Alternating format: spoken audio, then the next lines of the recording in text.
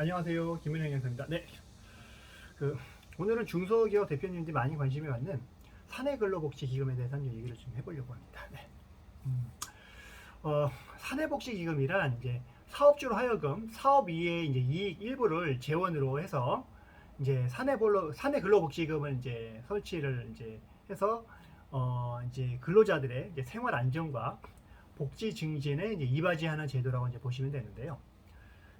이게 어떤 장점이 있냐면, 근로자 측면과 이제 사용자 측면에서 나눠서 볼게요. 일단은 근로자 입장에서는 소득 이외에 기업이 이제 기업의 이익을 이제 분배하는 부분에 이제 참여할 수 있는 부분들이 있고요. 재난구호 지원금이라든가 생활안정 이제 자금 대부 등을 통해서 저소득 근로자의 생활 안정을 이제 지원하는 역할을 이제 하고 있습니다. 그 다음에 이제 우리사주 구입비 지원이라든가 주택 구입, 임차 자금 이제 지원이라든가 이런 걸 통해서 근로자의 재산 형성에 이제 기여할 수 있는 부분도 있고요. 그 다음에 기금에서 지급을 이제 보조하는 장학금이라든가 기념품 등 금품에 대해서는 이제 증여세가 이제 비과세 혜택을 받을 수 있다라고 보시면 될 것 같습니다. 그 다음에 이제 사용자 측면에서는 근로자의 이제 애사심을 키울 수 있는 이렇게 해서 생산성을 이제 제고할 수 있는 측면이 있다고 보시면 될 것 같고요. 그 다음에 비용으로 기금에서 비용으로 쓰는 부분은요, 다 이제 법인세 이제 면세 혜택이 있다는 부분이 있습니다. 그 다음에 임금과 달리 기업에서 유동적으로 여건에 맞게 이제 출연금을 조정해가지고 이제 신축적으로 운영할 수 있는 그런 장점도 있고요. 그 다음에 이제 근로자들의 이제 복지 수요에 이제 적극적으로 능동적으로 이제 대처할 수 있는 그런 부분이 있다라고 이제 보시면 될 것 같습니다. 그러면 다음에는 사내복지기금을 이제 혜택을 받을 수 있는 분은 수혜 대상자는 누구냐? 한마디로 말해 근로자입니다. 근로자성이 있어야지 근로자성이 없으면 조금 쉽지는 않고요. 그래서 이제 근로자여야 된다라고 이제 보시면 되는데, 일반적으로 임원은 회사로부터 일정한 사무처리 위임을 받아서 업무 집행권 또는 이제 대표권을 행사한다는 점에서 기금법인의 이제 수혜 대상자로서 이제 근로자로 볼 수는 없습니다.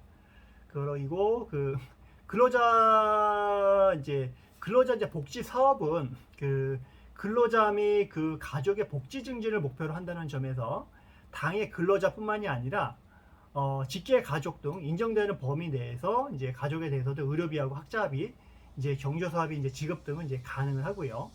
해당 사업으로부터 직접 도급을 받은 업체의 소속 근로자하고요. 해당 사업의 파견 근로자도 이제 수혜 혜택이 된다라고 보시면 될 것 같고요. 그 다음에 기간제 등 비정규직 근로자도 차별해서는 안 된다, 이렇게 이해를 하시면 될 것 같습니다. 출연금은요, 당해 사업장의 직전 사업 연도에 세전 순수이익의 100분의 5를 기준으로 협의해서 결정하는 금액으로 이제 사업자가 이제 출연을 하고요. 협의라든가 결정 방식이 아닌 방법으로 이제 사업주가 임의로 재산을 출연할 수도 있고 제3자가 출연을 할 수도 있고요. 아까 얘기해드린 100분의 5라는 기준을 명확하게 지킬 필요는 없습니다. 이제 임의적인 규정이기 때문에. 그리고 세전 순이익은 원칙적으로 법인의 경우에는 기업 회계 기준상 이제 결산 재무제표라든가, 법인이 아닌 경우에는 소득세법상 확정신고 등 결산을 위한 계산 서류에 나타나는 이익을 기준으로 한다고 보시면 될 것 같습니다.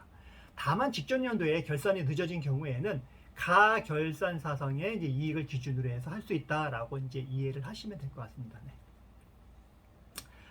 그러면 가능한 복지 사업은 뭐가 있느냐라고 간략하게 좀 살펴보면, 근로자 주택 구입, 임차 보조금이라든가 우리사주 구입이라든가 장학금, 경조금 이런 것들, 생활 원조를 위한 것들, 그 다음에 근로자의 체육 문화 활동에 대한 지원 이런 것들, 그 다음에 근로자 재산 형성을 위하거나 생활을 원조하기 위해서 정관으로 이제 정한 사업들, 이런 것들이 이렇게 법으로 규정이 되어 있습니다. 그래서 이런 사업들을 이제 규정하기 위해서는 이제 전문가들을 이제 컨택을 해서 어떤 식으로 정관에 어떤 내용으로 짜야 되는지를 정확하게 이제 컨택을 하셔야 되는 겁니다.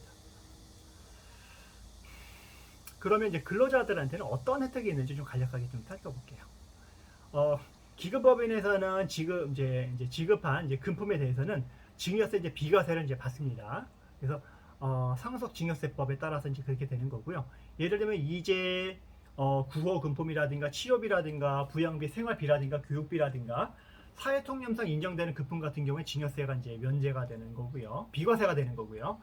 또 그다음에 이제 그 학자금, 장학금 이런 것들 있잖아요. 혼수용품 이런 것들, 축의금 이런 것들, 부의금 이런 것들. 그다음에 예를 들면 이제 무주택 근로자가 이제 건물의 총 연면적이 85제곱미터 주택을 이제 취득하는 경우에 이런 것들, 이런 것들에 대해서 이제 증여세 비과세를 받을 수 있다라고 이제 생각하시면 될 것 같습니다. 그다음에 기금 출연에 대해서 이제 증여세 비과세 이제 말씀드렸잖아요. 기금법인이 출연받은 재산에 대해서도 마찬가지로 증여세는 이제 부과하지 않는다라고 보시면 될 것 같고, 기금법인이 수익사업 등에서 이제 발생되는 이제 소득을 고유 목적 사업에 이제 지출하기 위해서 고유 목적 사업 준비금을 이제 송금으로 이제 계상하는 경우가 있거든요. 이런 경우에도 이제 손금 산입이 가능하다. 그래서 여러 가지 세제 혜택이 많기 때문에 일단은 설립을 하시고요. 그런 다음에 설립을 하신 다음에 이 사내근로복지기금을 정확하게 잘 아시는 세무사님하고 어떤 부분에 대해서 면세라든가 이제 비과세를 받을 수 있는 부분들 정확하게 컨설팅을 받으셔야 됩니다.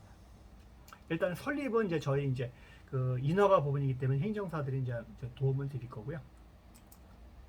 그렇게 이제 이해를 하시면 될 것 같고, 그 이제 필요한 서류가 이제 정관, 사업계획서, 추정예산서, 회의록, 재산 출연 확인서, 재직증명서, 뭐 잔액증명서, 법인 인감증명서, 위원 이적증명서 등등 이제 서류가 있는데, 이런 것들을 회사에 요청하는 서류도 있고 저희 같이 이제 인허가를 전문하는 행정사들이 작성하는 서류들도 있습니다. 이렇게 해서 저희가 노동청에다가 이제 접수를 하게 되게 되면 기본적으로 한 20일 정도 있으면 처리가 나와서, 그런 다음에 이제 법무사님한테 얘기해서 등기를 하시고, 이제 그런 다음에 고유번호 증언을 받고 세무서에서 활동을 하시고, 그 이후에 관리가 필요한데요.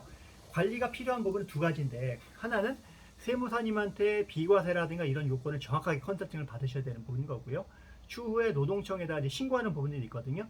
이런 부분에 대해서 또 이제 질의라든가 노동청에 질의하는 부분, 그 다음에 이제 신고하는 부분들, 이런 것들은 이제 저희 행정사들이 이제 도움을 드릴 겁니다.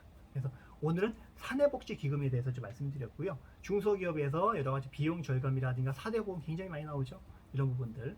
그 다음에 직원들한테 뭔가 이제 급여를 주고 해야 되는데, 직원들한테 뭔가 인센티브나 뭔가를 이제 주기 위해야 되는데, 무조건 이제 근로자들한테 퍼주는 게 상책은 아닌 거잖아요.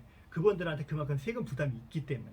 그렇기 때문에 이런 것들을 뭔가 이제 위험을 해치한다고 하는 건 좀 표현은 좀 그렇지만 어느 정도 혜택을 주기 위해서 이런 것들을 많이 이제 활용을 한다라고 이제 생각을 하시면 될 것 같습니다. 네. 오늘 그래서 사내복지기금에서 간략하게 말씀을 드렸고요. 사내복지금 제가 생각해봐도 좀 좋은 제도이기 때문에 궁금한 사항이 있으시면 언제든지 밑에 연락을 주시고요. 그리고 한 번쯤 기업체에서 이 제도를 채택을 해서 근로자들한테 제대로 된 어떤 혜택을 줘서 근로자들의 애사심과 이런 것들을 많이 고취해가지고 생산성을 늘리는 그런 회사가 되기를 바라는 마음에서 오늘 영상을 준비해봤습니다. 오늘 여기까지 하겠습니다. 감사합니다.